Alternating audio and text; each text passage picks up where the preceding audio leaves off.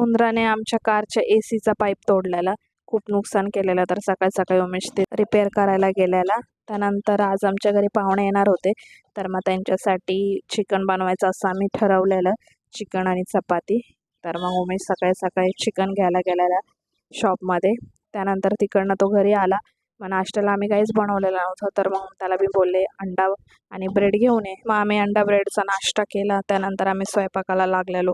तोपर्यंत मग डमरूचा मामा येणार होता आज, तर तो पण घरी आलेला. ॲक्च्युली माझ्या भावाचा ग्रुप आहे प्रेयरचा, तर ते लोक सगळे आलेले घरी प्रेयर करण्यासाठी आणि त्यांना पुढे पण जायचं होतं चेंबूरला. तर त्याच्यासाठी ते आमच्याकडे आलेले, प्रेयर वगैरे केली, जेवण वगैरे झाले. डमरू मामाकडे काही जातच नव्हता, खूप रडत होता त्याच्याकडे गेला की. त्यानंतर त्याला पण झोपू घातलं. तोपर्यंत त्याचा मामू पण निघालेला.